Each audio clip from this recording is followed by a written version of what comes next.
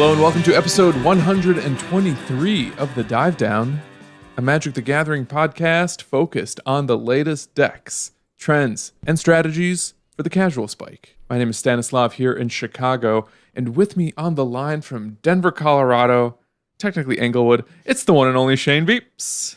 Man, I feel very doxxed. Stan, did you say it's episode 123?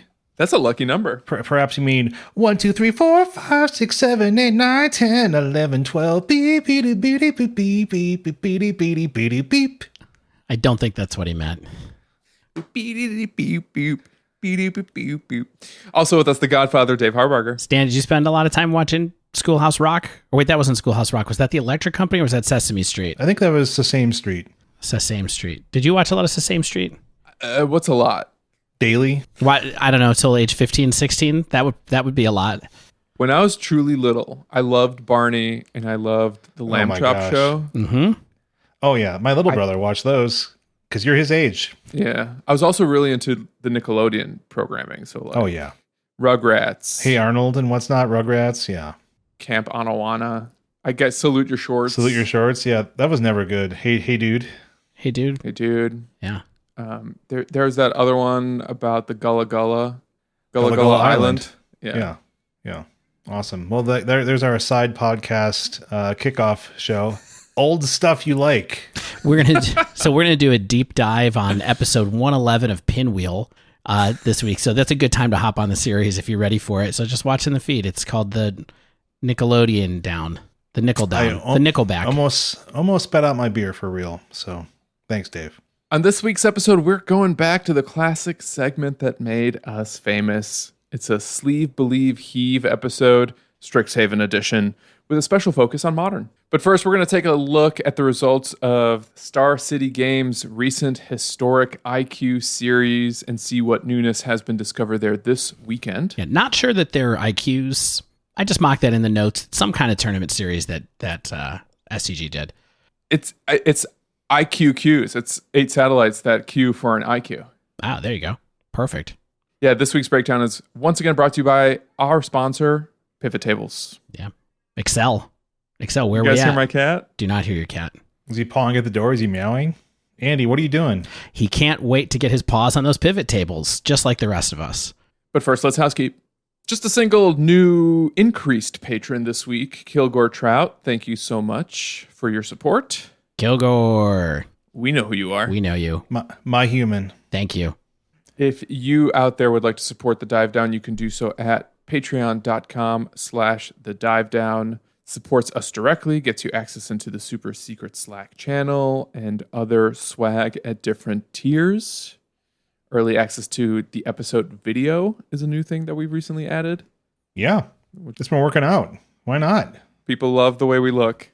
You want to listen to an early video of it? You got it. You want to listen to an early MP3 of it? You got it. It all starts at $5. Or even at $1. Also brought to you, so if you want to join the Patreon, patreon.com/The Dive Down. I forget if Stan said it. I'm just going to repeat it. Manatraders.com. Promo code The Dive Down gets you 15% off your first 3 months. Again, I was able to use ManaTraders this week, some modern testing, and reminded yet again, it's the flipping best. Gets the job did. Yeah, and I forgot to return my deck last night. I need to return it after this podcast recording tonight, but it doesn't matter because it's full of cards that nobody wants to play with, to be honest. No spoilers. My deck is full of cards people want, but the deck is cheap. It's like 190 tickets. No one needs to pay for these cards. But yeah, go over manatraders.com. Promo code The Dive Down, 15% off first 3 months. Also download the Untapped Arena Companion. Track your stats. This is one of those bad weeks for old Shane where he doesn't want to be tracking his stats, but Untapped tells him the horrible secret about his play. Well, it's not a secret when you tell us about it constantly in our Slack admin channel. Shane. Oh, I apologize. I'm Shane the tilt box. I've just been plotting your win rate the last couple of days. I have some pivot tables I like to show you, and they are upsetting. But anyway, download that. Gives us a little kickback. Totally free. Sits in your system tray, tracking your play. It's kind of creepy, but I assume everything's good. So It's never harmed anybody in the past. I don't get a weird little alert from my my Kaspersky antivirus. You know what they say about when you assume you get doxxed. Yeah, don't get doxxed. Stan, the breakdown's over in your court, right? Heck yeah. I saw an opportunity to make a spreadsheet with 1,000 rows, and I took it. It's another SCG Satellite weekend, 9 historic tournaments consisting of 8 satellite events that culminate in a single Sunday 5K. The winners from the 5K qualify for the Players Tour, I believe. Hard to track the path of tournaments these days, but it's a big deal, I think. 1,000 decks, more than 1,000 decks, were played across the entire weekend. Each one entirely unique and beautiful in its own way. So that's a lot of decks. It's a lot. Your chart has 1,000. Wow, that's amazing. So we're going to look at the overall meta, the winning decks from the satellite feeder events, the winning decks from the Sunday 5K, some standout performers, and weekend breakouts. And if time allows, we'll just go one by one and list off all 1,000 decks and pilots and their records, their opponent game win percentage, the player win percentage. I'm just going to start here. I'm going to let you guys guess who the pilot of this one was, but it was Jeskai Control, 4-1, 12 points, 73% opponent match win. No, this is not interesting. Maybe we should rethink this.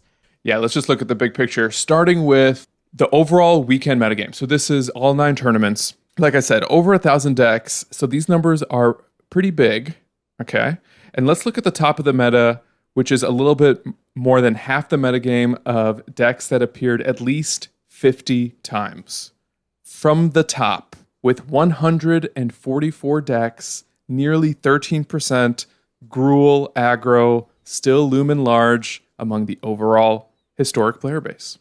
Yeah, why not? Straightforward-ish gameplay. Get to play Ember Cleave, get to put a clock on people. Solid deck. You heard it here first. The second most popular deck, 99 copies of this one, about 9% of the metagame.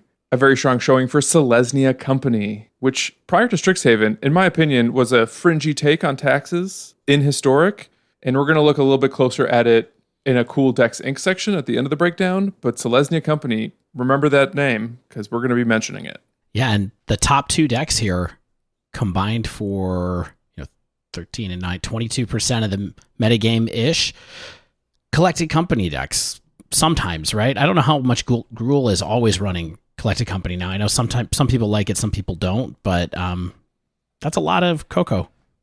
I think based on what I've seen, it's not necessarily fair to call it a company deck. I think it typically runs more in the side than it does main, at least right now, because depending on how much control's in the meta, and we will be talking about that, of course, is kind of what I think determines what Gruul's doing main.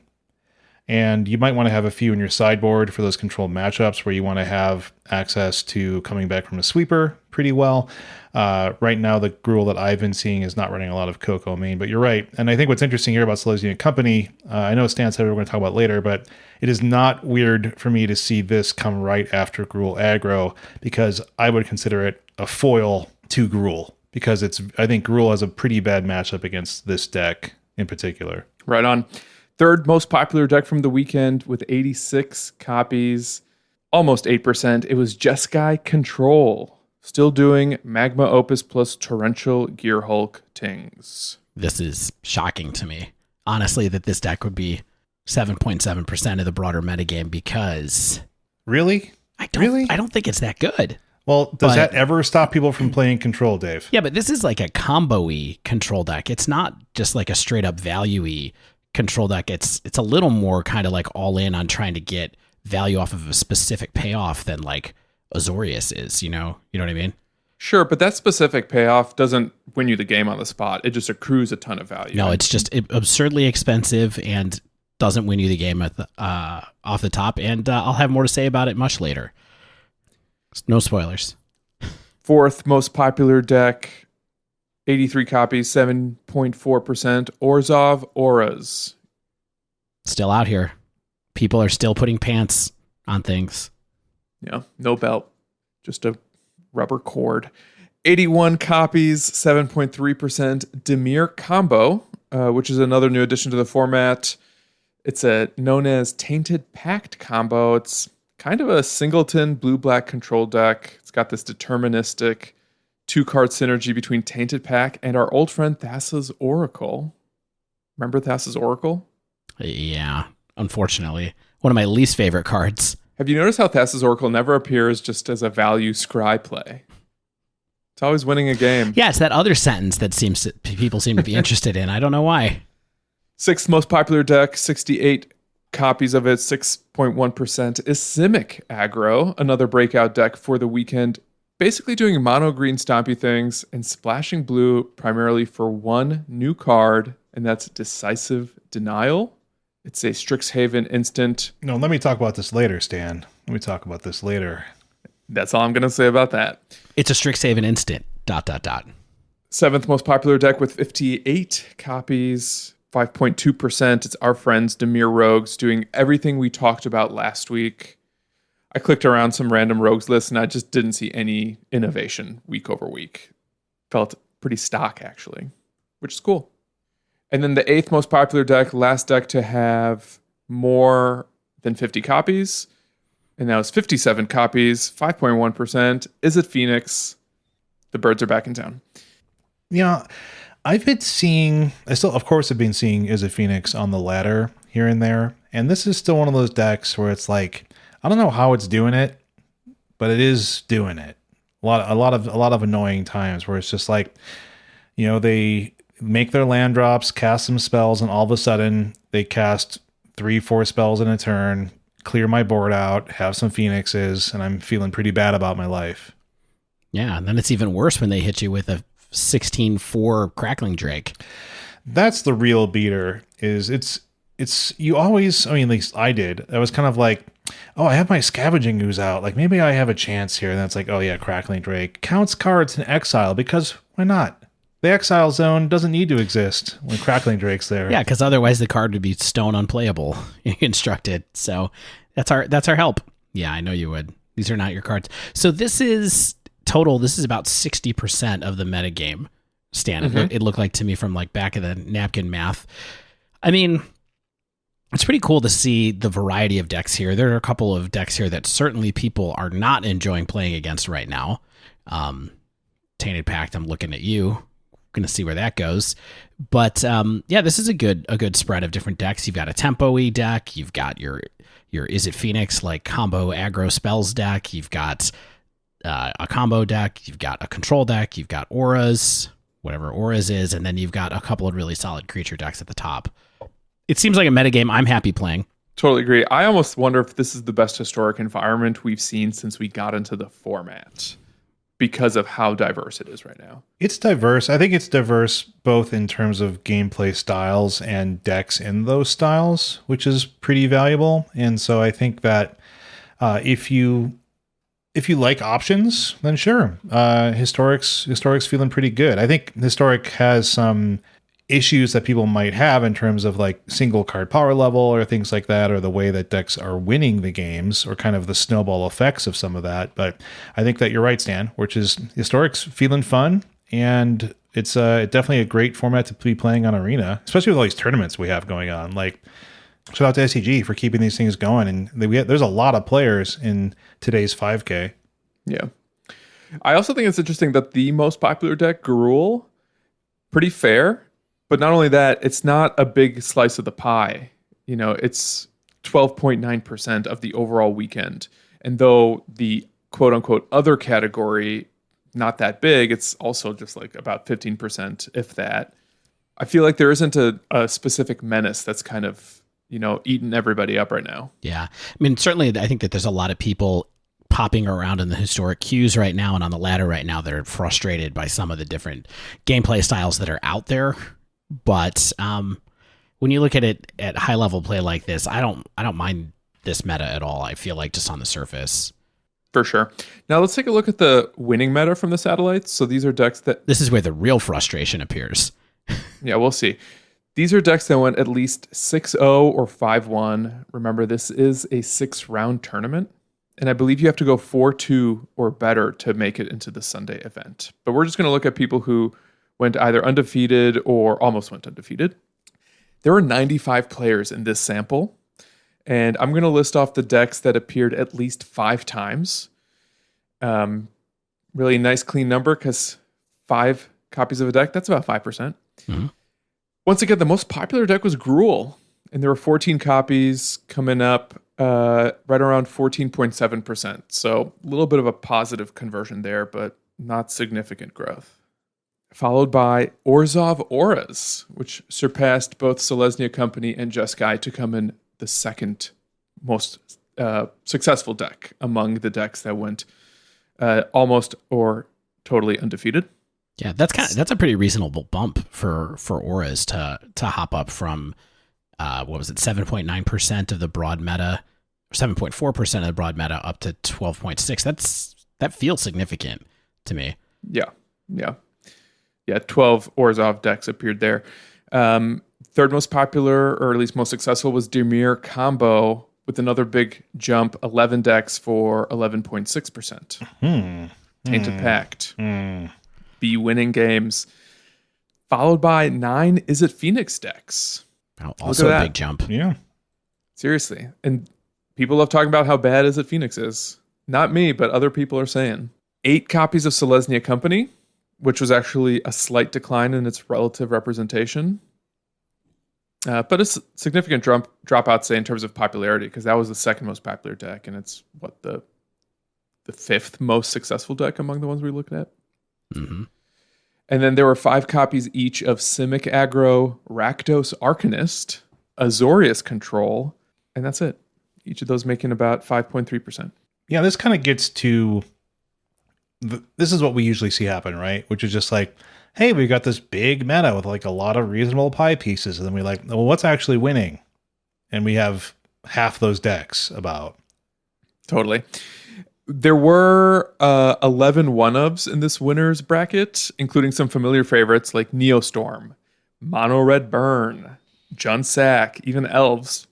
And there were some new players, such as, hint, hint, Temur Phoenix, which I think we're going to talk about later.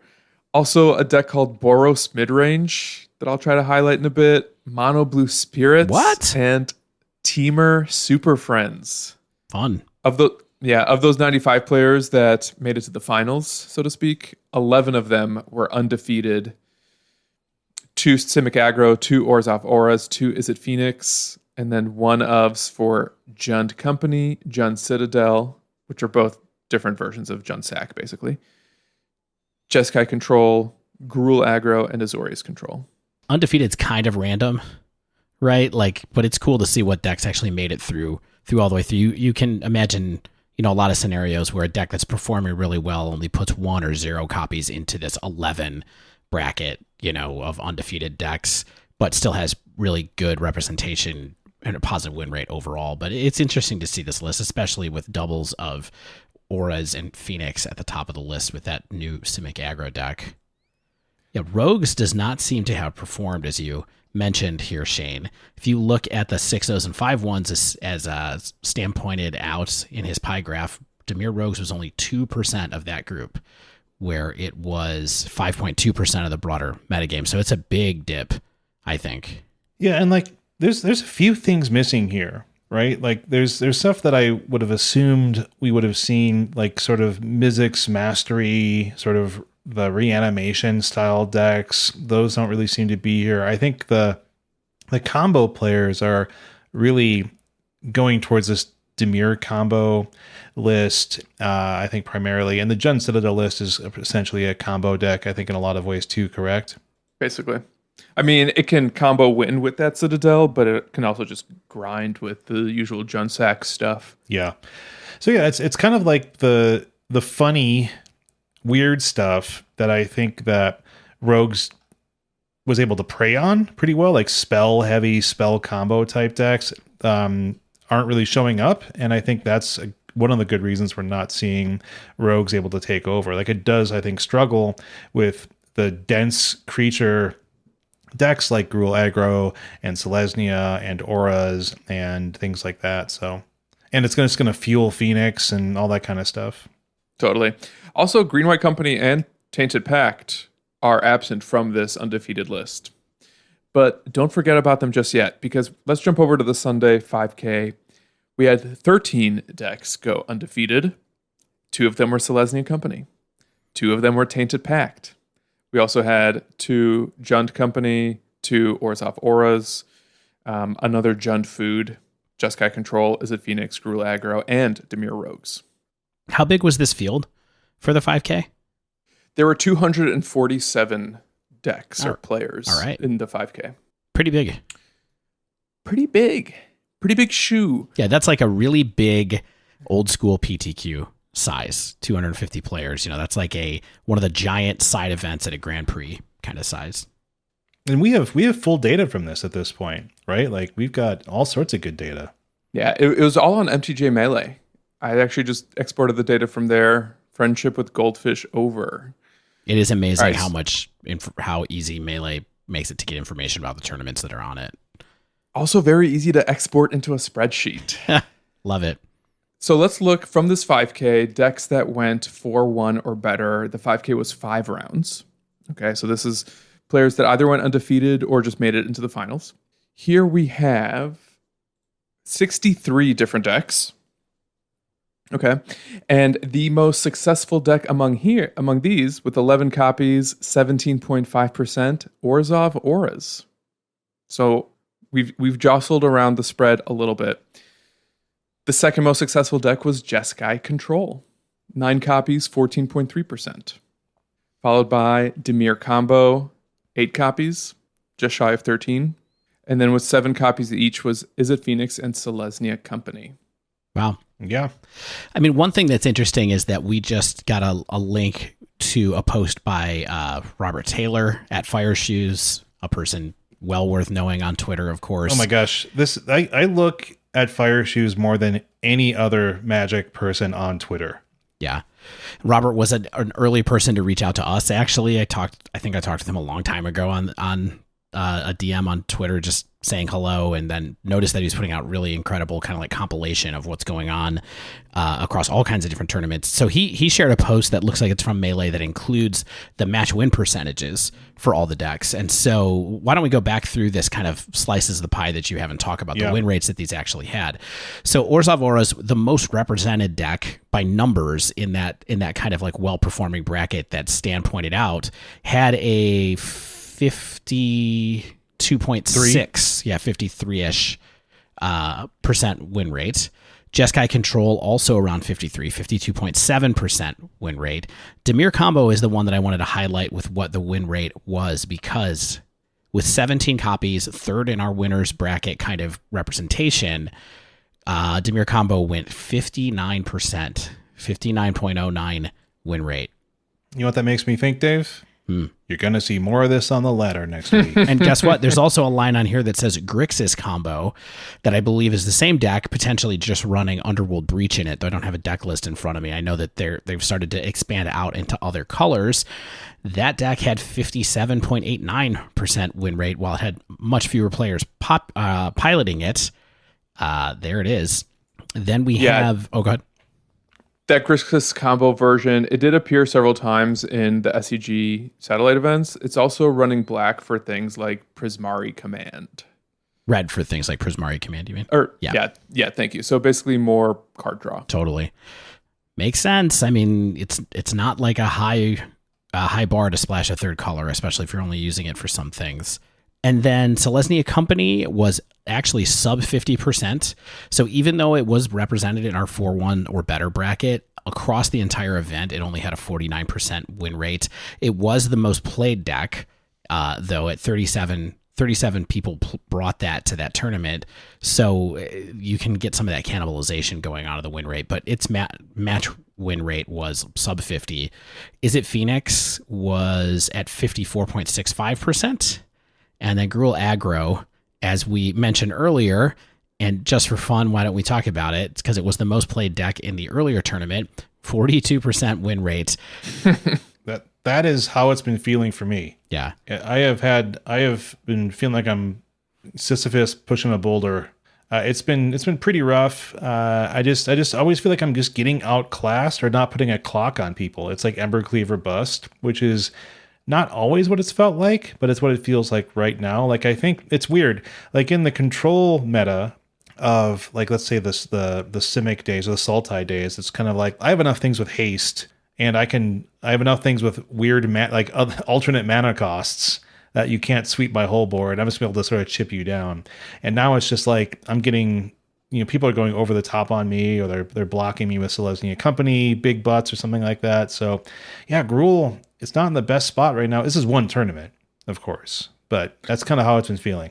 One tournament, big sample, 1,000 decks. 1,000 decks is a lot. I know it's one day, but it's like 2 days. We don't see tournaments. Yeah, you're right. 2 days. We don't see tournaments this size as frequently as we're used to pre-COVID, right? It's like these come up maybe once every 2 months or once every, so something to keep in mind, meaningful numbers.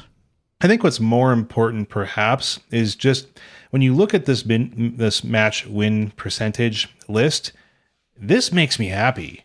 Like, this is a lot of stuff like 46 to 54. Like, there's not a lot of stuff that's kind of really collar tugging. This Temur combo might end up being that, but they have shown that they're willing to respond to weird historic metagame issues. Also, historic is big enough and there's enough players in it that I think they respond well to meta changes. So there might not, I'm not saying we need a ban. I'm saying that there will be people responding to this.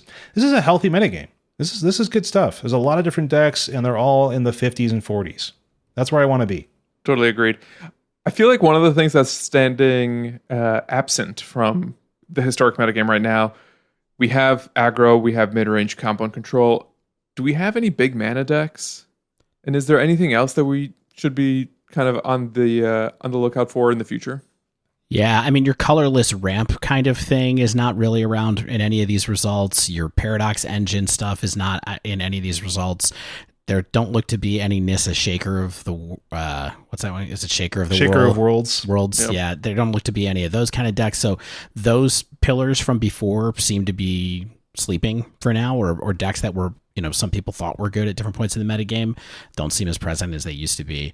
Although, let's take a look at that Temur Superfriends list you mentioned. I suspect there might be a Nissa in there, but we'll see.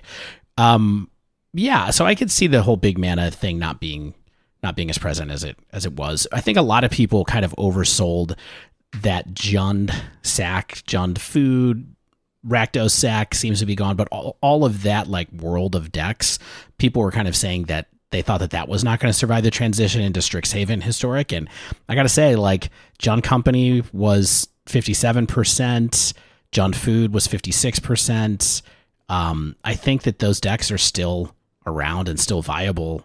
I don't think there's really any evidence to show that this metagame shift has caused them to become less effective at all, really. Heck yeah. So that's what the metagame looks like. It wouldn't be a breakdown, at least a fun breakdown, if we didn't talk about some specific breakout decks. And that's what's dope about Historic right now, right? Is like there are new decks every week, and sometimes they're sticking around, sometimes they're fading pretty quickly. And so, yeah, this is what CDI is all about, is wacky historic decks. Cool dexing! All right, let's start with Green-White Company. This deck started to emerge as, I would say, a format player, as a true format threat a week or so ago. I was playing Dimir Rogue still and just getting eaten alive by this deck. 4 Elite Spellbinder is the newest card in this deck. But otherwise, it's kind of what you might expect from like a green-white creature-based mid-range deck. You got Skyclave Apparitions and Archon of Emeria, a little bit of ramp with Llanowar Elves. Your top end is Ronus. Got some Lovestruck Beasts. Yeah, and you still Coco into Ronus, so you know. Yeah.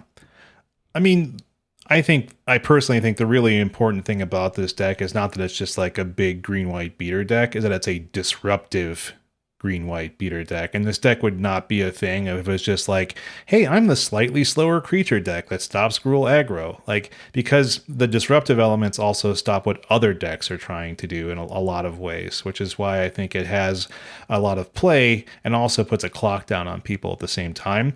And as we know, disruption plus a clock can be good. Yeah, it's got the hallmarks of a great creature deck where it's just like everything is a must kill.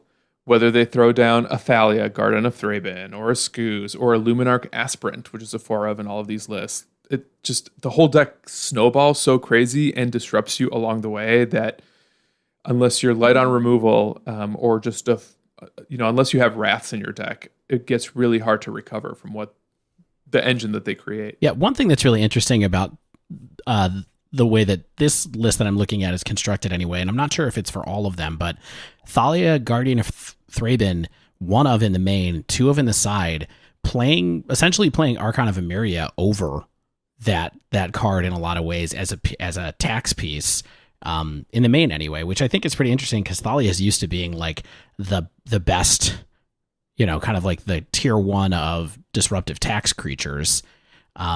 Kind of a surprise there, but I can see being like, okay, what we're really trying to do is we want to Llanowar Elves into a 3-drop on turn 2, so I guess we don't want to run Thalia because of that, but it's kind of interesting that they're still playing 4 Luminarch Aspirant and 3 Scavenging Ooze, but only one Thalia. Sure, she's not great with Coco, but, or still the Great kind of a Henge. surprise. Yeah, I think she's also really easy to kill, especially with how popular Phoenix is right now. There's so many 1-mana shock effects that, sure, you're paying 2, but she's still not sticking around that easily, as opposed to Archon of Emeria is actually a little harder to kill since it has a bigger butt. Yeah. Yeah, I mean, just interesting kind of tweaks going on in the meta here. Shane, tell us about this Simic Company deck. Oh, I've been playing this deck. Hey, have you all ever tilt crafted a deck? Yeah. Actually, I was ready to make fun of you, but I totally have. Yeah, like I have this week. I have been doing very badly the past few days, you guys. Just the kind of play and win rates where I'm just sort of reassessing my whole approach to the game. Right now, where are these leaks in my game? Am I undervaluing my individual cards? Am I sequencing things wrong? Do I fundamentally misunderstand what Gruul is trying to do even after 300 matches with the deck? And so it's just I'm going to play the Simic deck. Why not? It's going to cost me 11 rare wild cards. I've got them. So I made this deck. Question. Yes. Did you make this deck after it just started doing well in the last couple of days? Yeah, it showed up, it beat me, and I was like, that looked fun. I'm angry at Gruul. Let's just play a different Gruul style deck. Cool. Whether or not it's actually like Gruul is another question. So this deck is actually pretty reminiscent of an old Pioneer favorite of a Simic Stompy deck, if you remember that, back Sure. when Oko was a thing. But really it was kind of, Oko was a big thing, but then also Stubborn Denial was a major player because you had so many 4-power creatures that your Stubborn Denial was often on. And so this is green Stompy with interactive cards. Some were in the sideboard, and we get classics like Negate and Aether Gust, but more importantly, we get a 4 of in the main deck of Decisive Denial. Decisive Denial is a green and blue Simic instant. Choose one. Target creature you control fights target creature you don't control, or counter target non-creature spell unless its controller pays 3 generic mana. So this is Simic Drown on the Lock, right? It's just Drown on the Lock for Simic, yeah. Vaguely. And it plays kind of like you'd expect. It plays like a green beatdown deck where you have just a lot of stuff that's punching above its mana value. And you get to play Collected Company, you get to fight stuff, you get Ronus, which is super nice, and you try to overwhelm your opponent with creatures.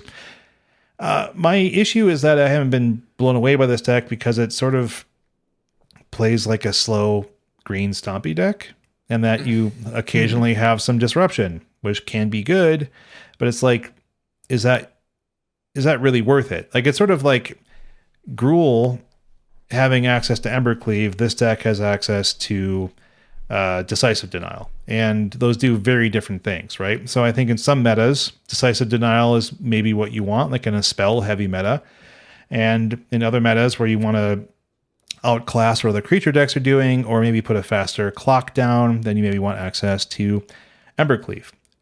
This also dramatically lacks haste.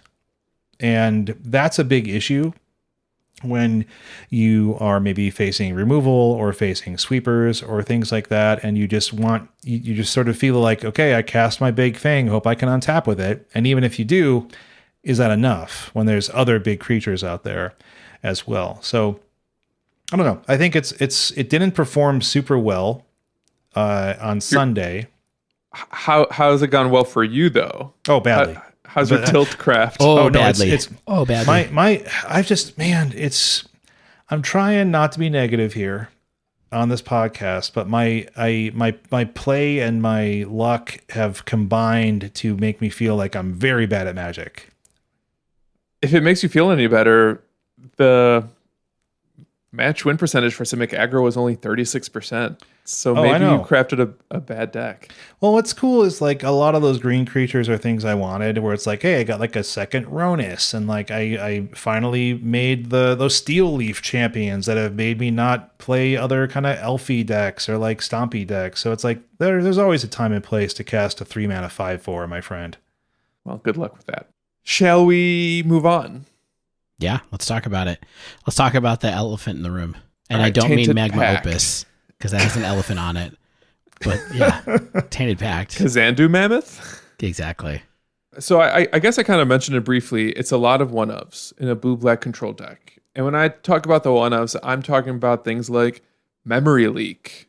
Target opponent reveals their hand. You choose a non-land card in that player's graveyard or hand and exile it.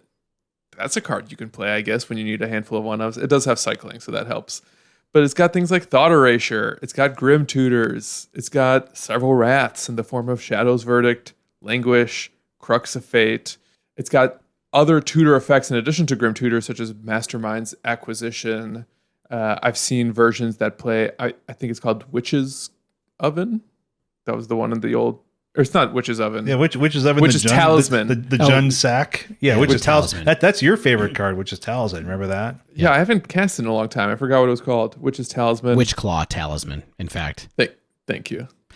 That's right. Yeah, we haven't... I don't know if we've talked about how this deck actually works, though. Because what it is it's a self-mill deck, right? So it uses Thassa's Oracle to use their trigger to win, the alternate trigger to win. And the way that you get rid of your library is through a card that was in Strixhaven Mystical Archive, Tainted Pact.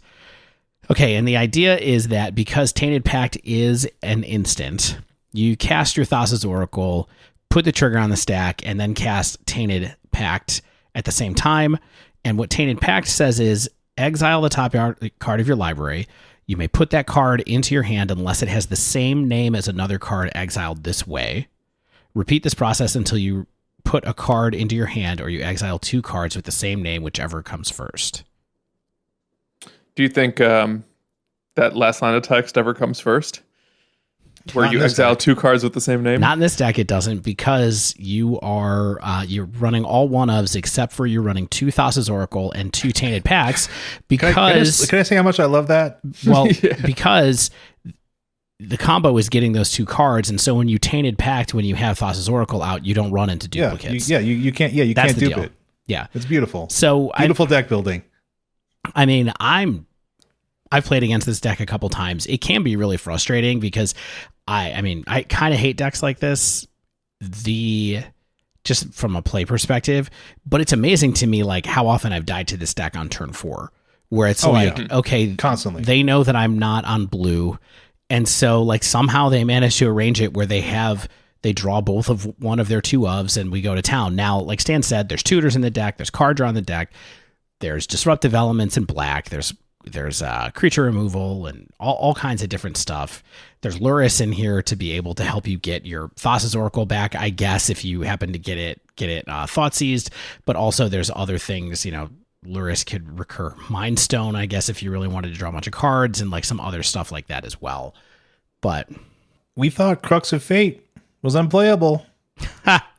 Here it is. Wow, take your victory lap now, Shane. This deck has to play No, I didn't say it was good. I said it was bad. I thought like tier D. It's playable because you want to have 3 Wraths in this deck, and so you run 1 Languish, 1 Shadow's Verdict, and 1 Crux of Fate. There might be more, but there are so many lines to look at here that's hard to keep it up. It also always felt like they just had the answers that they needed when I was playing against this deck too, and it's because there are a lot of cards that are redundant, right? Like you play you play 4 different 2-mana kill cards, and then that's kind of like playing 4 Eliminate, basically. You just have to like craft your game plan so that you're using each of these 1-ofs to the best of your abilities. Sometimes this deck has a companion, and frequently it's Luris, but we've also seen the Otter. Lutri, yeah. Lutri the Otter, just because you meet the condition, since everything is in 1-of, and then you can occasionally cast Lutri to just double up an important spell as well. And also you can use it. There's another way to do the combo where you double up on Tainted Pact with it. I think you somehow like... Yeah, I don't remember how it works, but there's some stacking that you can do to make Lutri work with the combo as well. This deck is annoying. That's what I have to say. The cool thing about the Luris version is that it's got Chromatic Sphere, Mind Stone, Maze Mind Tome. So it's got some of these cheap artifacts that you can potentially recur and cycle to draw extra cards as well. Right. So I would be keeping an eye out for this deck. You know, it's going to be around... I think that it's really tough to anticipate what to do against a deck like this if you don't have a way to counter a spell. And so just keep that in mind. Like, you want to be as fast as possible when you're playing against this deck, because they do brick sometimes, but they also have lots of ways to get the cards that they need. Cool. All right, here's a card deck that I don't think you need to be keeping an eye out for. We're not going to talk about it for too long. I just want to mention it because in some tournaments it did really well. It went 7-2 in the 5K. In other events, it did very poorly, like 1-3 in Satellite 8. And that is Jeskai Mutate combo. I'm sorry, what? Jeskai Mutate combo. Can I admit something to you guys? You still don't know how Mutate works? I still don't know how Mutate works. I've never cast a card with Mutate on it, ever. I'll teach you one day. All right, I'm not going to read what these cards do. I'm just going to name some of the creatures in this deck for you guys to enjoy and admire. Polywog Symbiote. You know what that card does? Nope. Pouncing Shore Shark. Nope. Heard of that? How about Porcuparrot? It's a good one. This was one of the ones that when I opened Ikoria pack, my kid really loved the picture on this one. It is cute. It's also got the combo for Chance for Glory. Do you remember that card? Sure. This is a card that costs a colorless, a red, and a white, and it is a mythic from Ravnica, the most recent Ravnica set, the main Ravnica set, and it says creatures you control gain indestructible. Take an extra turn after this one. At the beginning of that turn's end step, you lose the game. Good news, Dave. You don't have to lose the game because this deck has 4 copies of Tail's End to counter the ability. Trixie. Okay. I don't know what that has to do with anything else here, but... Me neither. We're just going to set this deck aside and acknowledge that it is funny, weird, and strange. And cool. Yeah. Let me know if you ever play against it. I have a feeling it's going to start popping up. All right, this next one, Dave, I think you've been playing it. It's Temur Phoenix. Oh, man. Yeah, and so this deck, last week's Insight XK, like one of the big Insight tournaments that's been going on lately, Insight Gaming, new entrant to Magic tournament organizing, was won by this Temur Phoenix deck, piloted by Zan Syed, actually. And so I don't think we should be surprised that a lot of other people picked it up, given how well known he is for being a good player and for helping design excellent breakthrough decks. It's an interesting take on Phoenix that brings in Dreadheart Arcanist and the Royal Scions as well. The Royal Scions is only a 1-of, but it's a nice value engine for the deck and also helps you do some weird things with card casting with Arcanist when you use the second plus ability on here that makes a creature +2/+0 and gains first strike and trample.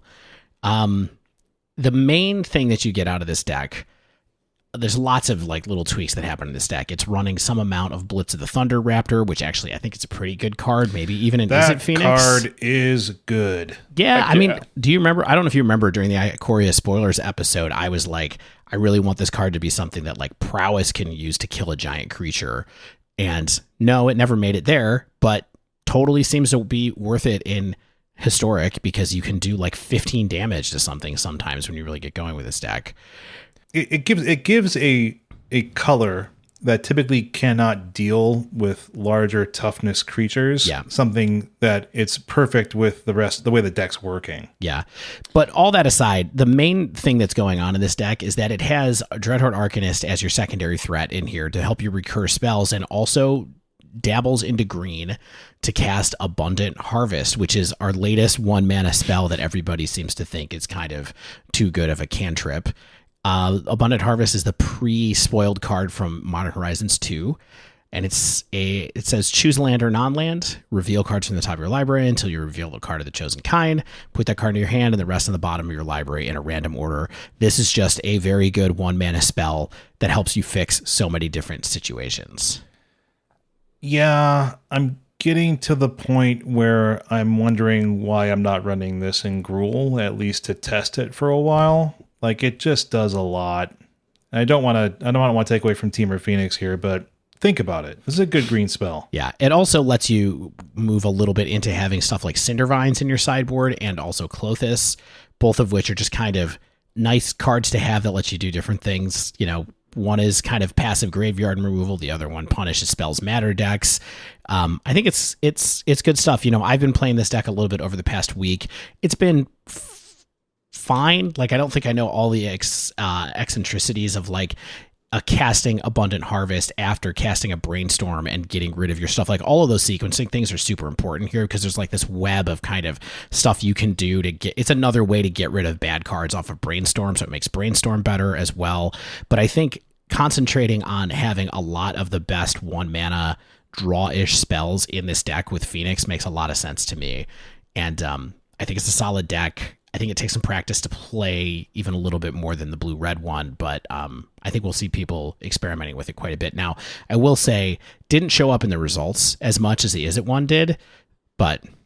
Okay, there were 5 players who played it in Satellite events, okay? 2 of them actually had a winning record, and it looks like only one of them actually even played in the 5K, and the one that made it to the 5K went 2-2. Yeah. So kind of middling performance for this weekend for this deck, but not a lot of copies to speak of. Yeah. I don't know. So I think we need some more testing before we decide green is worth it in Phoenix. I agree overall as well, but I think it's a cool thing to try. And also just lowering the curve on Phoenix, I think is like a cool thing to do and keep trying to do. Because notice the card that it really replaces in this build is Strategic Planning. It replaces all your 2 drops, draw cards. And so it's a way to make your deck have a little bit more velocity, get a little more consistently able to have birds go up on turn 3. All right, this next deck, Temur Superfriends. I think Shane might like this one, actually, because it's got a creature package that is very similar to what you might expect from a big, chunky Gruul deck. You know, you got some Ronuses, some Rekindling Phoenixes, some Glory Bringers, and some Bone Crushers. But you also have this friendly, super Planeswalker package with things like Royal Scions, Kiora Behemoth Beckoner, that wore the Spark one that draws you cards. Mm-hmm. Chandra 4, Teferi, Master of Time, with the autumn art. And the new Planeswalker, Kasmina Enigma Sage, which has the loyalty abilities of every other Planeswalker on the battlefield. Yeah, I mean, this is an interesting deck to me. This is clearly a deck that is like really trying. We've seen these Kiora Behemoth Beckoner decks show up occasionally. It seems like that's one of the main key cards in here is that get me a Planeswalker that I can draw cards after I ramp into some really giant creatures. Mm-hmm. Basically, all of these Planeswalkers except Kasmina actually draw cards. Right. Yeah, this is a deck I would play and go to time with. Like a lot. Like this is a lot of thinking. Managing multiple Planeswalkers always takes me forever. Oh yeah. Also, I would add at least 1 land to this deck, even with the Mana Elves. This needs more land, but I also didn't win with it. But I think it could. I think I would not hate 1 more, especially with you have some sort of natural ability, like the Planeswalkers, especially when they stick. Like they're going to be getting you through your deck, especially cards like Royal Scions, Chandra, things like that. Like it's not going to hurt. I don't think it's going to hurt. Okay, last one. And then we'll jump into the dive. Boros Midrange. A lot of these decks are similar. And that's because there's several very good creatures in the format that I think are versatile in a lot of decks, namely Bone Crusher Giant and Skyclave Apparition and Glorybringer. And this is... Whoa. Let's leave Glorybringer off that list. I'm sorry. This is you don't like Glorybringer? I love Glorybringer in the right decks, but the real like axis of power in this particular deck that you're pointing out is the combination of having Skyclave Apparition and Bone Crusher Giant in a deck together and seeing where it goes from there. And then you get access to all these other things as a result, right? Glorybringer is a card you get to play because you want to play a deck based off of Apparition and Bone Crusher Giant, I think, personally. You might be right. This deck also features 4 Lightning Helix as well as 4 Flame Scroll Celebrant / Revel in Silence, which is that new Strixhaven card that's like got silence on one side and then that tax effect on the other side. That 1 in a red human shaman. Whenever an opponent activates an ability that isn't a mana ability, it deals 1 damage to that player. Yeah, tier 1 card, Flame Scroll Celebrant. Yeah. I mean, it's interesting. I think that, it has 4. This has 4 of Elite Spellbinder too. This is a cool deck to check out if you want to do something that is sort of tax-ish-y, but also has some bigger threats at the end, namely the card Stan was talking about earlier, Glorybringer, along with Chandra. This deck runs 4 Chandra Torch of Defiance, which is a really good card, but you don't often see it as a 4 of. This is a greedy deck, okay? Like, it runs 2 Triomes because it just wants to have cycling once in a while. Like, it runs 4 Shatter Skull Smashing, and just because. Like, it's just this is a deck that I think could have better mana, but I think a lot of decks could have better mana.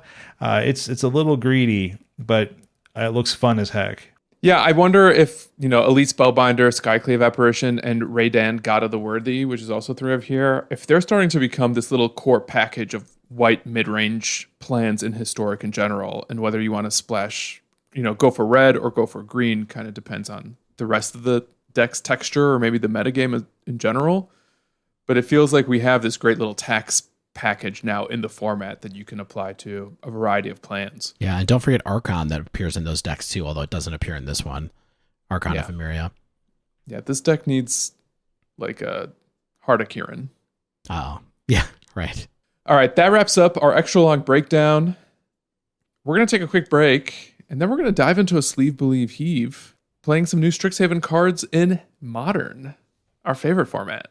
Stay with us.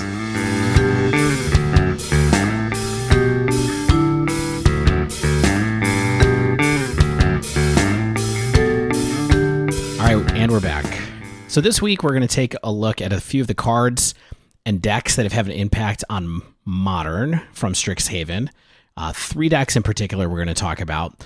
I think it's become clear at this point that Strixhaven hasn't had a massive impact on Modern the way that it has on a format, say, like Historic, especially with the Mystical Archives. But we did find a few fun lists in recent 5.0s and tournaments. Would you guys agree? Do you think that the impact of Strixhaven is pretty contained with the exception of some cards we've talked about on previous episodes, namely Clever Lumimancer?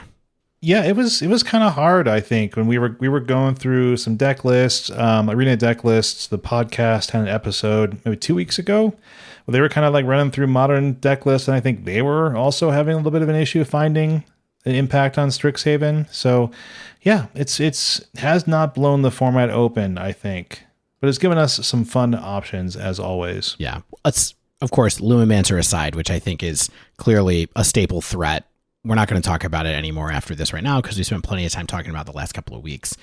So what we're going to do is we each played a deck that we found on a 5.0 list. We each played through it. We're going to give our impressions of it, and we're going to rank them using our patented Sleeve, Believe, Heave rating system. So since it's been a little while since we've done one of these, let's talk about what the ratings mean. Sleeve means we think you should be looking to sleeve it up. We think the deck is probably a staple. You should heavily consider playing it, or at the very least understand that lots of people will be playing it. Believe means we think that there's potential here and you should keep an eye on it or understand how it works. And maybe if it's a deck style that you like or a deck theme that you're a fan of, you could consider playing it because it does work. It just might not be the best deck out there. And then Heave means we think it's terrible and we throw it out the window and you can just pass. So what decks do we have this week, friends? We want to tell people off the top what we're going to be looking at before we get into the deep versions of it. I see that's an important presentation tactic, Dave, is let people know what they're about to experience. I am a big fan of this. I do it in writing all the time. Let's do it in podcast form. Shane, what did you do? Dave, I played Dredge. It's just Dredge, but with a new card and worse mana. There it is. That's it. That's the whole sleeve believe heave. That's what we call a headline. Right there. Stan?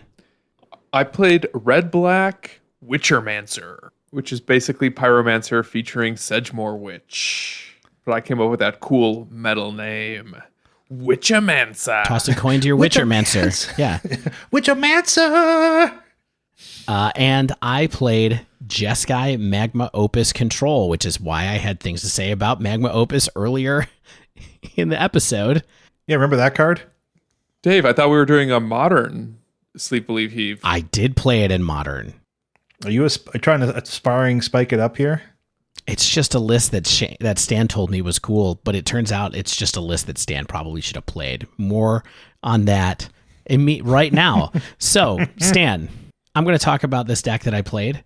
It was piloted to a 5-0 by a player named Nero _. That's what it looks like the name is to me. And I think this deck might interest you a little bit. So let's talk for a minute. Because you like Control, right? Sometimes? Love it. Love it. Love it. And I also heard that you like Is It, right? Favorite color combo. So let's talk about some cards. Would you be interested in a deck that has 4 Lightning Bolt and 4 Archmage's Charms? Heck yeah, I would. Yeah. How about if we go a little deeper? Cryptic Command and Snapcaster Mage? I mean, all those cards belong together. They sure do. Chef's kiss. Like You chocolate haven't and really peanut butter. surprised me yet. Yeah, I thought so. And then how about something really powerful that like a really powerful spell that like ties it all together, that gives you like a lot of card advantage, like real or virtual, something like flashy Jace? that makes your opponents kind of scream out in terror. How about an 8 mana instant? Now we're talking. This better win the game. Guess what? It doesn't. And also, you say you've never cast an 8 mana instant before? I've been playing a lot of Strixhaven Limited where I'm casting no shortage of them. Of 8 mana instants. Well, then maybe you're familiar with Magma Opus, which we've talked about a little bit. One of the most played cards, it turns out, in the SCG this weekend. Deck didn't do that great. We didn't talk about the fallout that Jeskai Control had between the broader metagame and the winner's metagame in that SCG event, but it was steep. And Magma Opus is a part of that. It's a similar plan here, but with better cards, honestly, than what you have access to in Historic. So Magma Opus, for those who aren't familiar, is a card that costs 6 colorless, blue, red, and it's an instant, and it says, Magma Opus deals 4 damage divided as you choose among any number of targets. That's an old card called Pyrokinesis, or Pyrotechnics that does that. Tap 2 target permanents, create a 4/4 blue and red elemental creature token, and draw 2 cards. And then at the bottom, it has, Is it hybrid, discard Magma Opus, create a treasure token as an activated ability on the card. I hate that I know the text of this card by heart. Why? Like, I hate, it's like, why should I know the text of this card in Magma Opus? Because you're on a Magic the Gathering podcast. Yeah, I can't tell you like the actual like Oracle text of many good cards, but I can tell you the Oracle text of this bad card. Yeah, this card is probably actually pretty good against the types of decks that you like to play, though, Shane. I can imagine someone managing to get to this. They killed 2 of your creatures, draw 2 cards, tap 2 of your creatures down, and create a creature on their side. It seems like it's almost tailor-made to be played against a deck that is like a Gruul kind of style thing. Yeah, but hopefully they were able to cast it before turn 8. Right. How about turn 6? We can agree this is a powerful effect, right?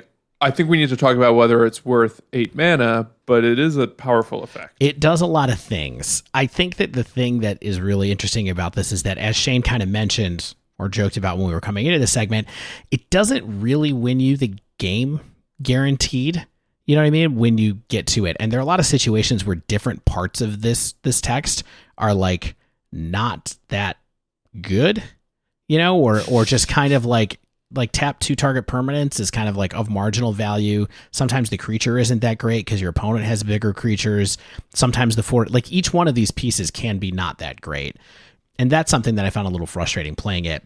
But I think the main thing that is interesting about this deck that Nero managed to pilot to a 5-0 is that this deck is basically just Blue Moon with a different kind of disruptive spell, not disruptive spell even, with a different kind of payoff spell in the kind of focus of the deck. Like Blue Moon, we want to get that Blood Moon out at the right time to shut our opponent down, buy us time till we can kind of like grind them out, get our win cons in, and we win through a control game that way. This is a similar game plan, but with something that is much less disruptive when it comes to lands, but more disruptive when it comes to things like creatures and things like that. Of course, it's stretched into white a little bit for some sideboard cards and a single copy of Teferi, Hero of Darmanaria, for you to be able to win against Heliod, I imagine, is the main idea for why you're playing that card. And it also has Torrential Gearhulk to be able to cast your Magma Opus as early as turn 5, where I think it is quite a bit better. And even earlier, potentially, if you get your Prismari commands up and get another treasure token. So there are ways to ramp in this deck from the activated ability on Magma Opus as well as Prismari command, which kind of helps enable things a lot of different ways. The change in focus, of course, makes it that we can't run Blood Moon because we have white, and also we just don't really have the space anymore to do that plan as well. So you get this kind of more blue-red controlling shell where your payoff takes a little bit longer to get to, and also I think is a little bit more conditional, honestly, when it comes to it. But it's really splashy when you make it happen. Did you like it? Well, I mean, here's the thing. Cannonball splash or a big face plant? Here's the thing. I took it through a League Plus. I want you guys to guess how many times I actually managed to cast Magma Opus across, let's say, 7 matches. Twice. Four. I managed to cast it 3 times. Oh, split the difference. Right in the middle. Twice in one game. Okay, so there were only really 2 games where I managed to do it. And part of the reason is Modern is like a lot faster than I think that this game plan is in Historic, even, you know, where you can do some of this kind of stuff, and maybe you have that extra turn to be able to really cast Torrential Gearhulk on 5 and have it be effective. I struggled a little bit. And the other thing is, like, it's not as good of a spell, I guess is what I'm trying to say, as the other spells that are in this deck. Like Archmage's Charm and Lightning Bolt and all these other things that are in this blue-red spell control shell are really just like a lot better. And it's, in my mind, as much value as you get off of Magma Opus, because all of the parts aren't always good, you don't get enough value on it to win the game. And so a lot of times I would have rather just cast, like, you know, there's one of copy of Graven Lore in here in this deck, which is a wild card from Kaldheim. That lets you scry X, where X is the number of snow spent to cast the spell, and then draw 3 cards. It's an instant. It costs 3 colorless and 2 blue. Like, there's a lot of times where I would have rather drawn 3 cards off of Magma Opus than I really wanted to do 4 damage and draw 2 cards and make a creature and do this other thing. Like, it just never really kind of pushed me over the finish line the way that I'd hoped. And the game where I cast it twice, honestly, I was so far ahead that I really could have just cast Lightning Bolt off of my Torrential Gearhulk twice. And I think one game I actually had the option to, where I had someone at 3 life and I had Magma Opus and also Lightning Bolt, and I just cast Lightning Bolt off of the Torrential Gearhulk.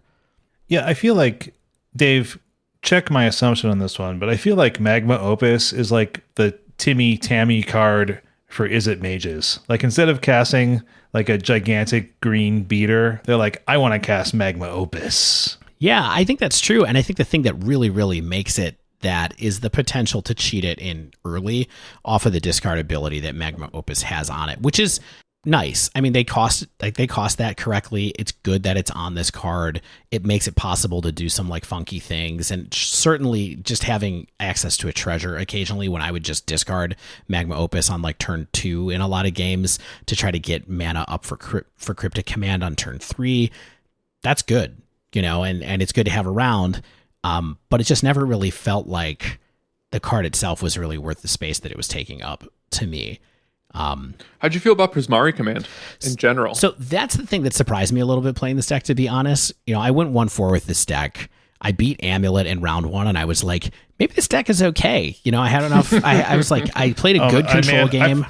I've had that happen so many times. Like, maybe this deck is okay. Yeah, and I was like surprised. I was like, cool, okay, so I can do some good work here. I managed to beat a really good deck. I managed to meet double Amulet draws in 2 different games with it, which was like a lot. Guess what card is good for that? Prismari Command helps. I beat Amulet. I lost to Jeskai Prowess, Esper Control, Red-Blue Control Mirror that didn't have Opus. It had other stuff going on in it, and Green-White Heliod. I felt like I really had not the right tools against a couple of these decks. I thought that this deck would be good against Prowess. It wasn't particularly good against Prowess. I thought that this deck would be pretty good against Esper Control. It was kind of fine. I probably misplayed to lose that match. Heliod was just like, I don't have any of the right tools to play against Heliod, honestly, in the deck that I had right here, other than the single Teferi. The counter magic isn't good enough? It's just too slow. Like when they play out Arbor Elf, or they play out Utopia Sprawl, and they're ramping stuff out, and I'm kind of like, I got double Archmage's Charm. Like, it wasn't quite the right place to be, and you don't, at least as configured, this deck didn't have like good tools to bring in against that deck to help you kind of get cheaper, faster, and disruptive early. But Stan, the reason I wanted to mention this was you asked about Prismari Command. That was actually the thing that surprised me about this deck quite a bit. Was I really found a lot of stuff to do with Prismari Command in this deck, and I feel like it was helpful. I was surprised how helpful it was, how nice it was to occasionally be able to just Izzet Charm, in addition to having main deck Artifact Hate, which was nice, a little bit of extra ramp if you wanted to do it, and then it's shock. It's faithless looting. That's what it is. Yeah. So the shock was really helpful as well, occasionally, to be able to just like shock something and make a treasure, or shock something and draw 2, discard 2. So it turned out to have plenty of utility. I do think that, like Everett mentioned a couple of weeks ago, it's tough to run a lot of these for value. Like, I think if you were playing straight up Blue Moon, you'd probably still play a couple of Prismari Command because of the utility it has, but also because it helps you discard extra Blood Moons, which is a nice feature if you don't really need them at that point in the game. So I was impressed with Prismari Command as far as that goes. Another card that I thought was interesting that this deck has is that it has Frostbite in the main. Yeah. And it has 1 in the sideboard to get you some extra like Planeswalker creature bolts. And that was like medium good to have, like a 5th lightning bolt. I felt like was handy sometimes as well. And you have plenty of snow covered stuff in this deck to be able to have it happen. So yeah, Spike's definitely mentioned that he likes it in like the snow-based control decks quite a bit. Yeah. So I will say the most fun for me playing this deck was getting back to playing a Snapcaster control deck, because I have not done that in a long time. That was fun to think about. But Magma Opus, I think, is a big Heave for me. It didn't really feel like it had enough of a payoff that was worth the effort it took to make it happen. So I even feel like it's probably realistically too slow for Historic. Like, these tricks are probably too slow for Historic as well, but we'll see where that goes. It feels like it has more possibilities there, and certainly it's popular with people right now in Historic, but I don't think you're going to be seeing this card a lot in Modern soon. So Heave it. Get it out of here. Too bad. Go play Cruel Control. Play Cruel Ultimatum, the original Magma Opus. I might have rather had Cruel Ultimatum, honestly. Like, now that I didn't even think about that until you said that just now. But like, OG Cruel Ultimatum might be better, honestly. So, Splash Grixis. All right, you want me to talk about mildly updated Dredge? Yeah. All right, mildly updated Dredge. Okay, thrilling. Okay, people were fairly excited about Thrilling Discovery being added to Dredge. We talked about this for a couple weeks in a row.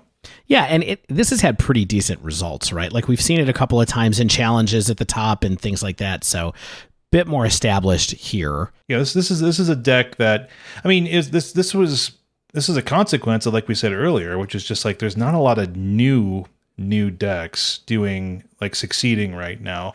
So I thought might as well let's revisit Dredge again and see how this feels with Thrilling Discovery, because like Dave said, people are actually succeeding with it, and I wanted to dip my toes into the Dredge, the filthy Dredge waters again. Thrilling Discovery, if you forgot, red and a white sorcery. You gain 2 life, because I don't know why. Then you may discard 2 cards. May discard, usually want to if you're playing Dredge. If you do, draw 3 cards. We've mentioned this a few times. It acts as a mostly redundant copy of the essential Cathartic Reunion. That's 1 in a red, does the same thing, doesn't gain you life, but the card discard is part of the casting cost. So if Thrilling Discovery gets countered, you don't get those dredgers in your graveyard like you will with Cathartic. That's sometimes that's enough to get your dredge chain going again if you have just those discarded ones in there off your next draw that you get replaced with a dredge. But even with that potential issue, you get a rule of 8 for this discard 2, draw 3 effect. And that's really essential for Dredge and its game plan.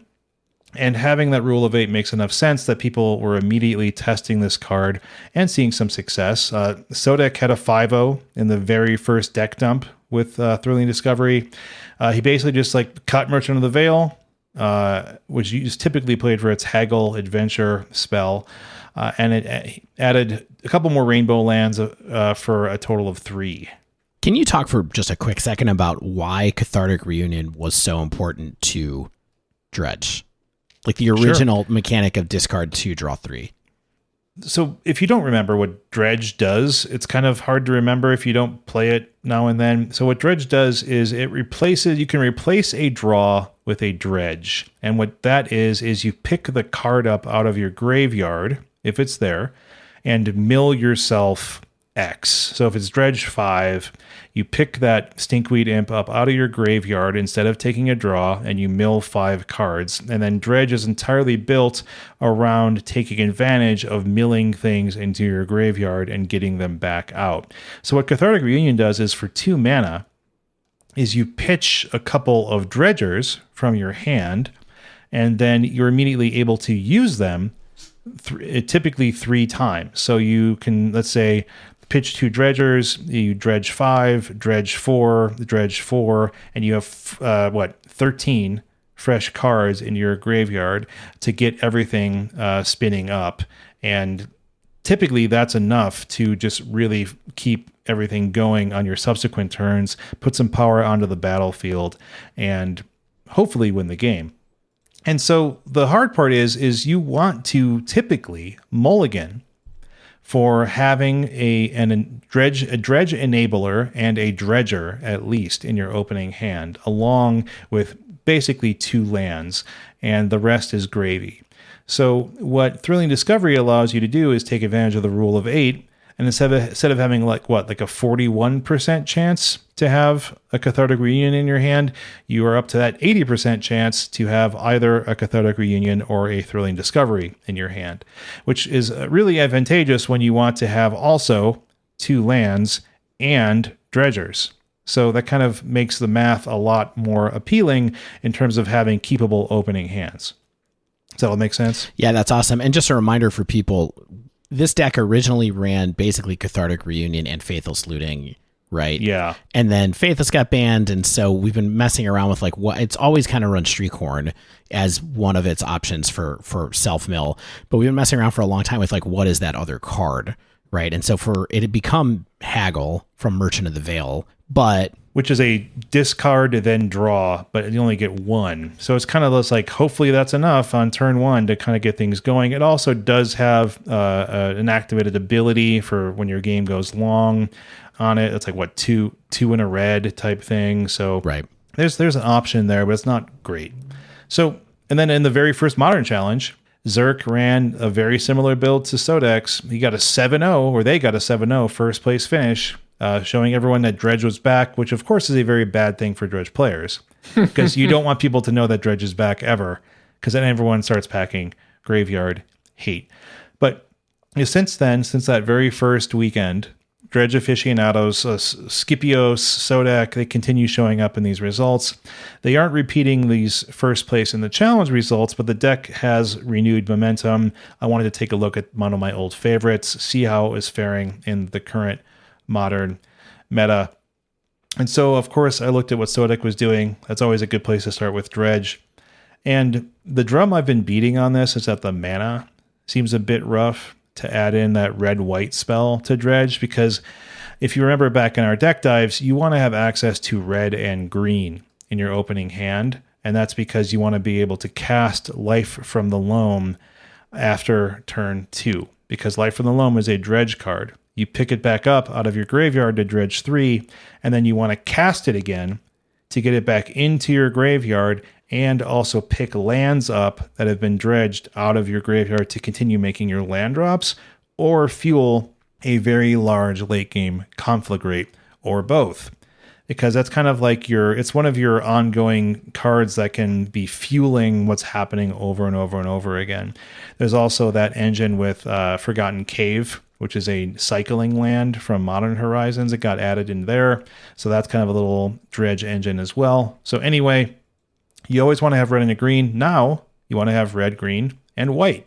What does that do to your mana base? These mana bases have up to the Rainbow Land array to a full 3 City of Brass, as well as that the usual gemstone mine that's always there. So the mana base is kind of like 8 red fetches, 2 Stomping Grounds, 2 Sacred Foundries, and a Blood Crypt. Because you want to have that black mana for hard casting your Dredge creatures sometimes. You get 4 Rainbow Lands, which is 3 City of Brass. I guess you could also run Mana Confluence if you wanted to. And a Gemstone Mine. Couple Forgotten Caves for that engine we talked about. And then a basic mountain because, if you're going to get paths, maybe someone's going to land destroy you where you get to get that basic. Anyway. But what's interesting here is the creature base has become more lean in a surprising way. Like, Sodak, in particular, is not playing any Bloodghast, no Silver Smoke Ghoul in the main, and instead is playing more playsets of Dredgers, like your Golgari Thug, your Stinkweed Imp, full playsets of the Payoffs and Narcomoeba and Prized Amalgam, 3 Ox of Agonis. I know that some other players have seemed to still value a couple Bloodghast, a couple Silver Smoke Ghoul as additional attackers, and maybe shave down Ox, so like a 2 of, maybe shave a Golgari Thug, maybe even shave a land. Sodak is only playing 3 Life from the Loam. Yeah, that's more common now. 3 Life from the Loam. I think it's maybe just because they think they can get it. Long game. But I also wonder if that maybe changes your math in the early game, where having red green early is as important as maybe just going for red white, because you have this rule of 8 now.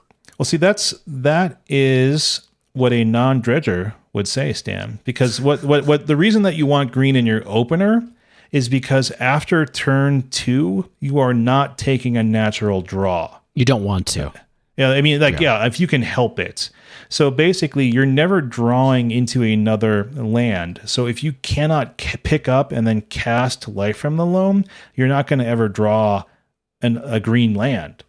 So like you basically have to be able to cast the Life from the Loam to then get another land back in the first place. So that's why you want to have access to green in your opener, if at all possible. Does that make sense? How dare you assume I'm not a dredger? Because I just know you're not.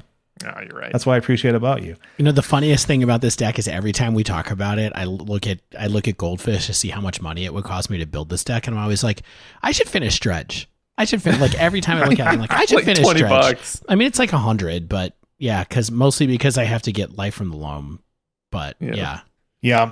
I mean, so it's the usual stuff. Conflagrate, Life from the Loam, Shriekhorn, Creeping Chill, all that kind of stuff. So this is Dredge as you mostly knew it, but it has another 2 mana value enabler spell. Yeah, I guess the one thing I wanted to check here really quickly was they're shaving creatures. So with these builds, you only really can kill people with Prized Amalgam and Narcomoeba.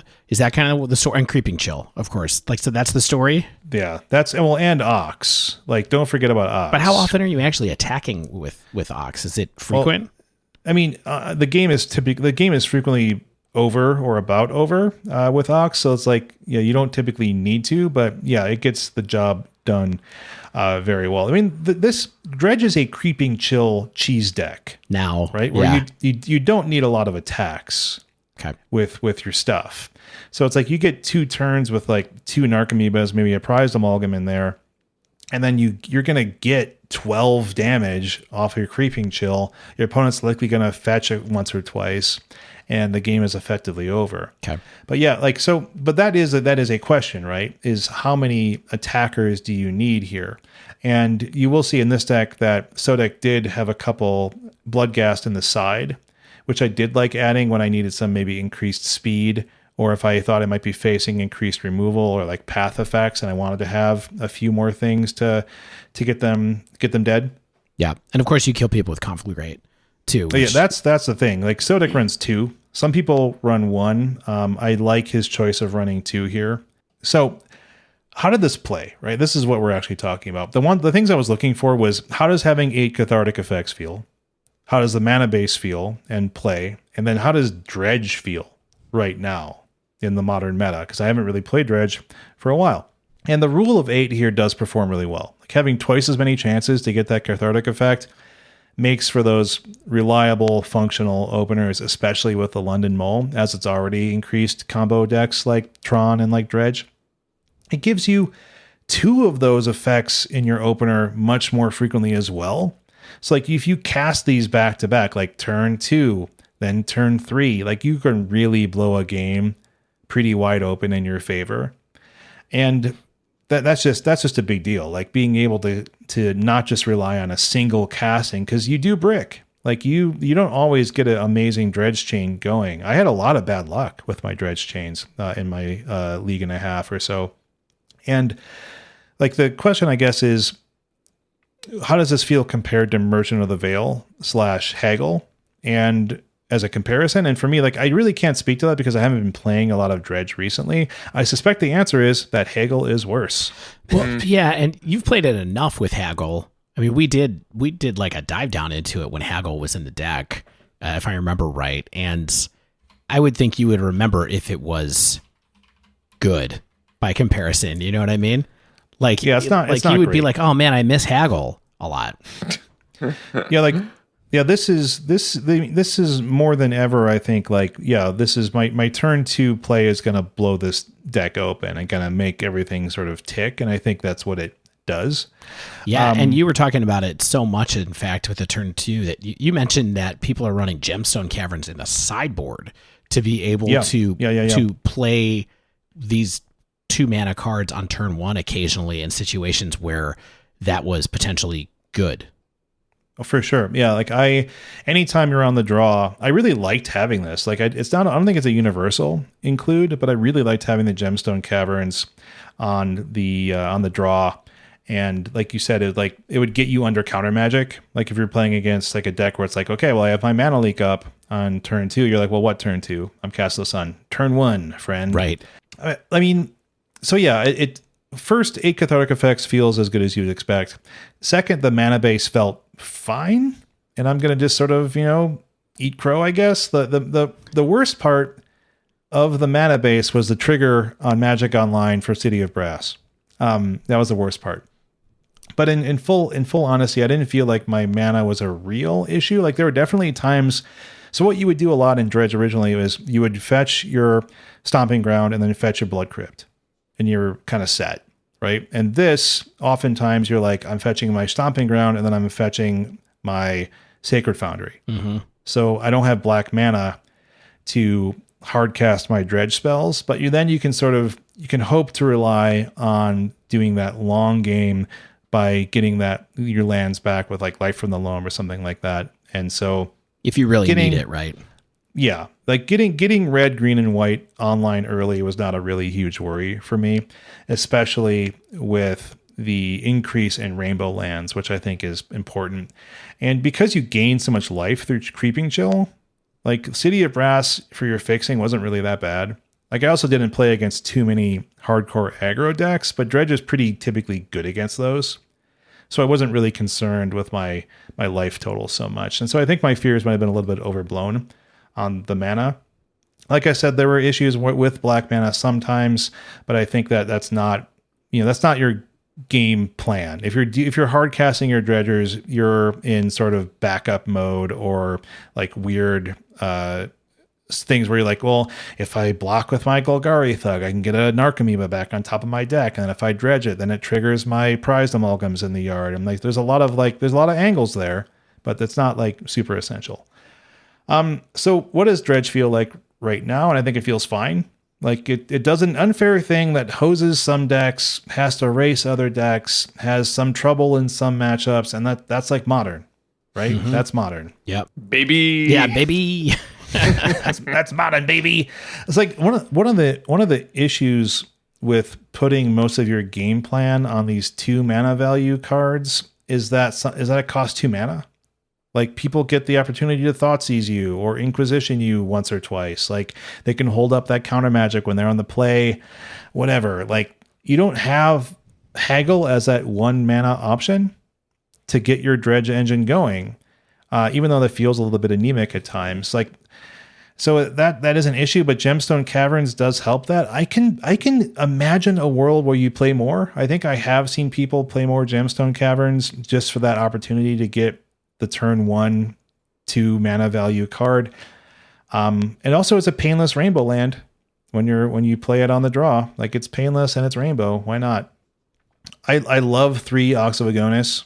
I think if you're going to play it like this, you want 3. Like, it just blows the game so wide open after the early dredges. Like, I always want to see it in my graveyard. So having 3 is great. Like, there were numerous times when I had like 7 other cards in my grave. It needs 8 to escape it. So I was like always like figuring out these ways where it's like, I'm gonna cast Life from the Loam and not get any lands back, and like I'm gonna do this fetch here and then cast Life from the Loam, and then I have enough cards to escape it, and then discard my whole, like, my 3 dredgers in my hand and just go insane. And it was beautiful. I love Ox of Agonis. Conclusion: if you like dredge, I think it's feeling as good as it has in a long time. The problem is that it's still just dredge. It's like not really any faster. It's maybe a little bit more reliable. It's good against the same stuff, bad against the same stuff, still hates graveyard hate, still doesn't love hand disruption. I don't think it's like fundamentally changed dredge. Like, the loss of Faithless Looting and then the addition of Ox of Agonis were fundamental changes to the way this deck could succeed or not succeed. This change does make it better, but modern is also better. Everything improves. Nothing improves in a vacuum. And so rising tide, lifts all boats. But sometimes some boats are more buoyant. And this dredge is sort of just keeping up in a lot of ways here, right? And this deck is still a sleeve for me, but like in the way that dredge always is. Like, it scratches a particular itch and play style. It's going to run some people over, but it's not like the best deck in modern. So, like, it's just like, if you've liked dredge, check it out again, and maybe you'll still like it. But I feel like you probably didn't stop playing it in the first place. And that is a sleeve, I guess. Yeah, it's a Shane sleeve.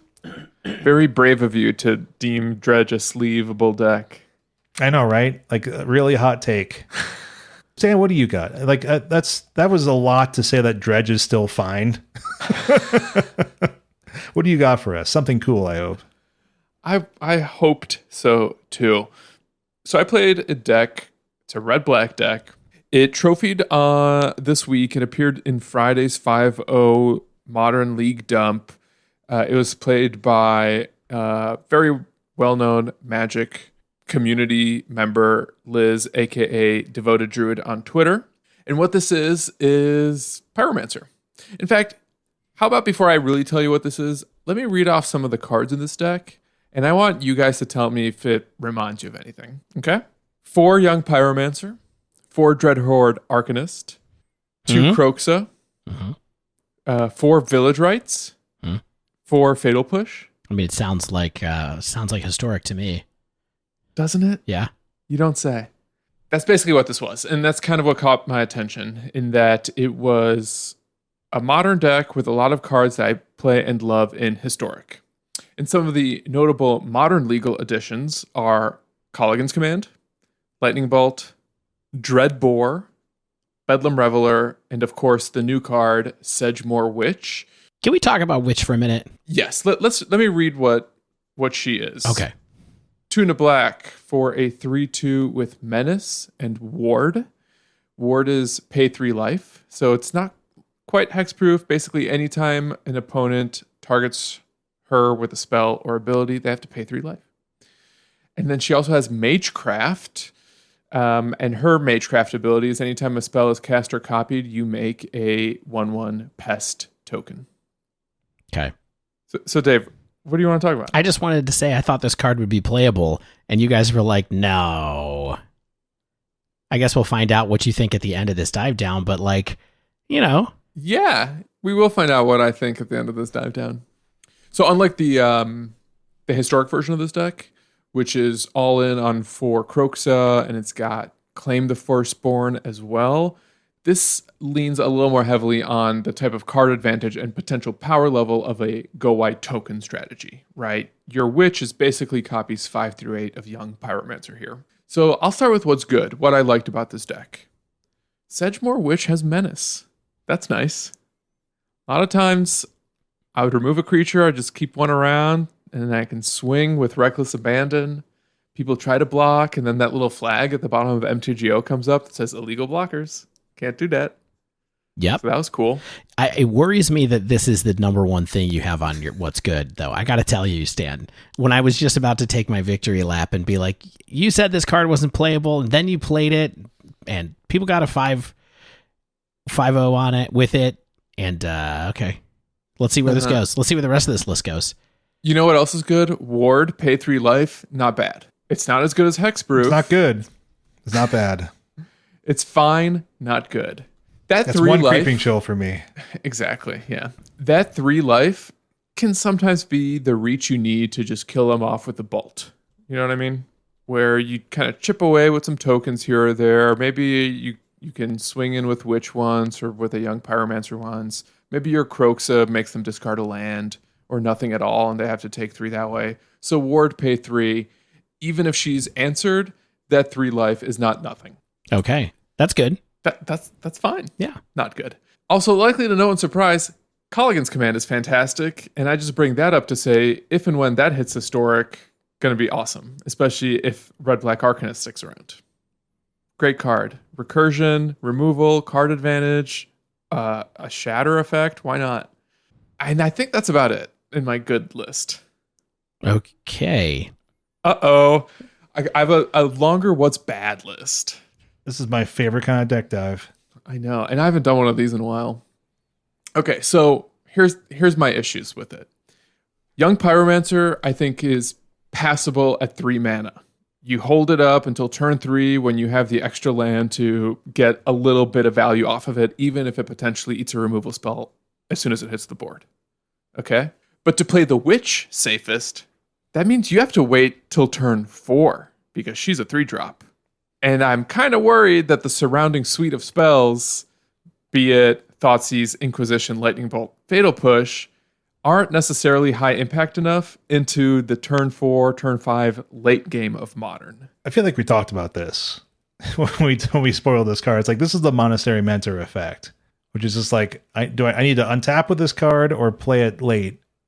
However, what if because you have 8 of these cards now in your deck, and this one does damage if someone points a removal spell at it, you just play it on turn 3 anyway, and don't worry about it. You're absolutely right, and that's what you kind of end up doing. Is it worth 3 mana for Lightning Bolt? I don't know. No, but is it worth 3 mana for a Lightning Bolt where your opponent has to use a card to kill a creature? That's a little better. Is that the best outcome you want? No. But I mean, Stan, when you and I played a game for funsies, I was seriously was on the other side of the battlefield, just like, what is Stan doing? Like, what is it? Why is he not doing anything of substance? And he was like, oh, on turn 4, I'm gonna cast this creature, and you got 2 tokens out of it, I think, in the end. Yeah. And all I did was conflagrate it and one of the tokens. So I don't want to pile on Sedgemoor Witch because she's a splashy, fun new card. I also think there may be some issues with this deck's construction because Liz mentioned on Twitter the deck needs iteration. It's basically her first draft. Okay. And one of the issues I really had with this deck, kind of at a core level, is that Bedlam Reveler does not, in my opinion, belong in the same deck as Dreadhorde Arcanist and Kroxa. Total non-bo with those two cards that come down much sooner. I played around 10 matches, and I never was able to ever cast Bedlam Reveler under any circumstances unless I just did nothing else. Meaning, like, I didn't play into what makes Dreadhorde Arcanist or Kroxa powerful. Right, because you're exiling the cards that make Bedlam Reveler playable. Yeah. Exactamundo. So, yeah, in general, I'm not sure that you can play this deck on plan and ever expect to cast a Reveler for 2 mana. And I don't think you're going to stay alive long enough to cast it for, 8? So I think that was kind of a problem. And one of the places where you might be able to iterate on this deck is just getting Bedlam Reveler out of there and doing something else that could be more impactful to the board sooner. Yeah. So what other card did you not like? So, guys, I don't think Village Rites is a modern power level card. I think this is a super interesting question. You don't think so either. It's fascinating because, like, this... So when Mardu Pyromancer was good, this deck did not... Or this card did not exist. And I've often looked at it and wondered, like, would this card be playable in that deck? And yes. If so, why wouldn't it be playable in this theoretical deck as well? Yeah. I mean, because you don't have Lingering Souls. You don't have Faithless Looting to power your Lingering Souls, things like that. I mean, maybe with Faithless Looting, you wouldn't play Village Rites, though. You know what I mean? Like, given like you wouldn't even bothered. It's too dependent on you having a token out. I mean, I want to like it, but I think the entire balance of this deck, and I think Stan's got at that, is what can I do early enough to get advantage of like these grindy cards? Like, can I grind in Modern with Mardu? Excuse me, with what is this color combination called? Rakdos? Can I grind with Rakdos? That is the question. I think part of the issue with this version is that because I don't have Claim the Firstborn, I don't have a lot of ways to get like card and board advantage from my Village Rites. You know, I'm either using it as a defensive spell to reclaim a little bit of value off of my opponent's removal spells. In some cases, I'm using it to get card advantage off of my tokens. Right. That's okay. That's plan A, right? Is card advantage off of tokens with it. But I don't know what's plan A. Because you can't cast it on turn 3 with a Young Pyromancer even. Right. So now Village Rites becomes a spell you cast on turn 4. And is that worth it? And the other thing is, on turn 3, if you're casting it in response to your Kroxa triggers, I don't think that interaction is modern power level either, because by turn 3, your opponents have done something that likely has impacted the board, or maybe even set themselves up for a powerful combo. You know, imagine doing that against Tron. It stinks. David? Yeah. John Lovitz always said so. In general, I never felt like any of the creatures in this deck were really good enough for Modern or working in tandem, and that included the Witch.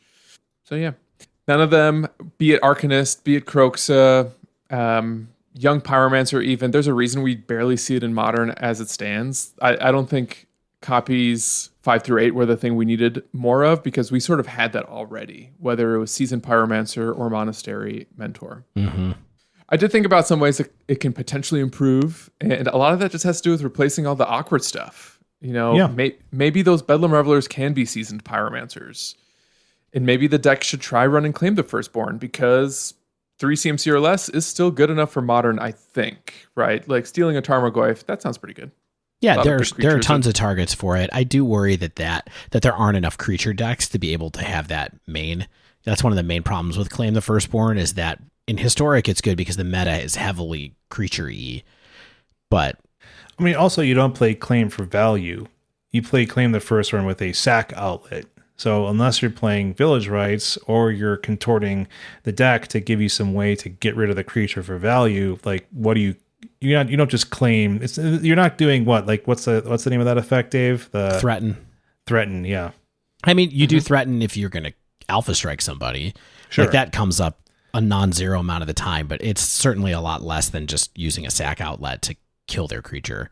And maybe you can splash for third colors too. Like go white, go blue, have more access to 1 mana instants that either impact the board or get you card advantage. I think all those things could be in this deck's future if you want to try to find a way to make red-black Octomancer work.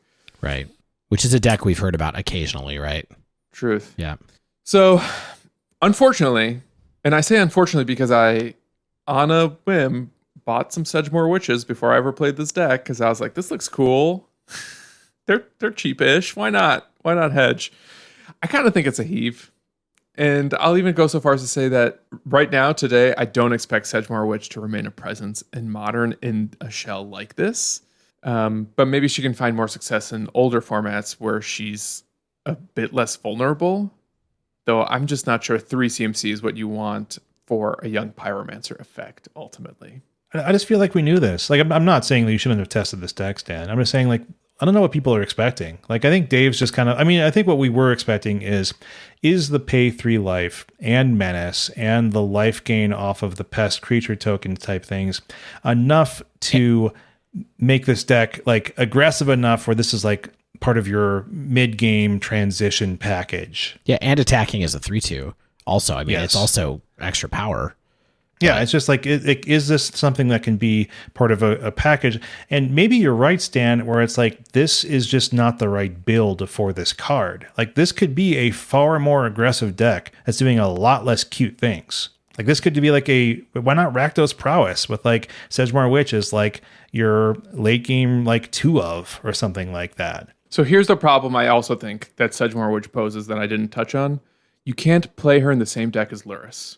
And when you have like these cheap Pyromancer or Arcanist or other prowess type creatures that benefit from a lot of spells, being able to have some late game recursion with Lurrus is so huge. It's just one of the strongest things you can be doing in most formats that we play. And is she better than Lurrus? I think is one of the other questions you kind of have to ask yourself if you're trying to put her into your Modern deck full of spells and Pyromancers and, cheap threats. Yeah. I don't know. Yeah. I mean, Devoted Druid, Liz online, I don't remember her last name, is a good player and Yes. piloted this to a 5-0. And I think I would still want to keep an eye on it to see if there's any potential to see if, like you said, this token generation shell can kind of go somewhere. But, it is a shell that people have tried with lots and lots of times. And maybe this still isn't enough to get it there, unfortunately. I think if you're a player as good as Liz, or just a really good player in general, where you know your role in every matchup and you kind of know exactly how you're supposed to sideboard, it gets a little easier to grind with this type of strategy. And I think that's kind of what you have to be really good at, is finding your path to victory in grindy scenarios, because this is not a fast aggro deck. This is capital M mid-range. Yeah. But it was fun playing. And now I own a playset of Sedgemoor Witches, so maybe those will come in handy one day. You never Shane, know. what do you think? It could. Do you think that was a good investment? Perfect, Stan. I think this card's bad, but I would not be surprised to see it show up. All right. And with that, thus concludes our annual or quarterly episode of Sleeve Believe Heave. We got 2 heaves and 1 sleeve for a deck that everybody already knew was tier 1. Hope it was entertaining. I had fun trying to cast Magma Opus. It didn't happen much, but it's always fun to try new cards. I gotta say, I don't mind that Modern has been mostly unperturbed by Strixhaven. It's been a nice break. We said it might be a nice break from the way things have gone the last couple of months. I feel fine with that. I am gonna head home or head back into the queues and just settle back into like some prowess builds and figure out: do I want to play red blue? Do I want to play red white? Like, that's probably where my mind's going to be at in Modern, because that's always where it is, and it got new toys. But I think the one thing that I wish that we had looked at, I guess there are a couple of things that I wish we had looked at. One is that Velomachus Lorehold deck, taking turns deck, seems pretty sweet. That's another one that I would put on people's radars to have a look at. Shane played against it. Did you lose against it, or did you win against that ultimately? It was a little bit too slow, but it did beat me game 2 when it just sort of like stopped what I was doing long enough. I had some bad dredges. I don't think it has it definitely is a not a fast deck. Yep. It can be. Yep. And then the other thing that I would like to try I'm going to try at some point in the future. I still haven't got a chance to play Expressive Iteration in Blue-Red Prowess. Want to see how good that card is. Want to see it show up more often from what Seems it is hot right now. Yeah, seems hot right now. Doomwake has certainly been doing well with it, and other people picking up the same list have as well. So, I think I even saw it appear in Storm. did you really? Yeah, which I thought was unusual. Interesting. Surprising. In a league result. I don't know if it stuck, but there you have it. All right, that wraps up this week's show. Thank you guys for playing Modern with me this week. It was fun. It's always nice. It's every once in a while. It's nice to go back to like Magic Online. Remember like what Modern's all about. Like it's so easy to play Arena really fast. Then you're like, well, I could play really fast, or I could dredge on Magic Online. Yeah. Playing without the auto tapper is certainly humbling. You're dragging that card out. You're like, oh, I gotta tap things. On the other hand, you never have to worry about like holding full control. Yeah. Because it just does that automatically. Weirdly, I find the gameplay faster on Magic Online, like the actual gameplay in some ways, but getting to a match, getting a deck, like all that stuff, of course, is faster on Arena. Fit and finish is better, feels better on Arena. But once you're actually like tapping cards, it's like, I don't know. I feel like the games move along pretty quickly on Magic Online, especially since Stan got me to get a gamer mouse and I programmed in OK as a button on it, which is a very nice move. Also, I mean, there's just a lot of, now that we have like 2 minutes to talk about Magic Online versus Magic Arena, like interacting with the graveyard, interacting with like the exile zone is just so much better because it has just little pop-up windows or like little trays where you can look at these zones a lot better than like fanning through a bunch of cards with a slider. Yeah. Just some things are still better old school. Absolutely. Though I wouldn't hate an auto tapper. Let's just be clear. I want it. Get out of here. Watsy. Get out of here, you casual. For my birthday. Yeah. Get me auto tapper. Everyone else, if you haven't yet, make sure you subscribe to our podcast so you get the latest episodes as soon as they come out. And if you use Apple Podcasts, please leave us a rating and review. We'll read your name out on the show. It's your own little contribution. If you'd like to submit a question to the pod, you can email us, thedivedown@gmail.com, or tweet us at thedivedown, all one word.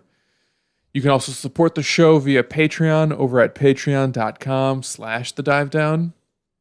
You can support the show with Mana Traders while playing Magic the Gathering. If you sign up for Mana Traders using coupon code TheDiveDown, all one word, you'll also get 15% off your first 3 months of renting Magic Online cards. It's a great deal. You can support us while playing Magic Arena without spending any money by downloading the Untapped MTG Arena Companion software over at untapped.thedivedown.com. Like we said, it sits in your tray. It collects data. It's the data you want it to collect, no personal data. PII, as they call it in the biz. Yeah, you don't want to mess with that. I have to assume it's GDPR compliant, but maybe we can look into that. HIPAA. As always, special thanks to the bands Nowhere and Spaceblood for letting us use their music. And until next week, remember to sleeve, believe, and heave!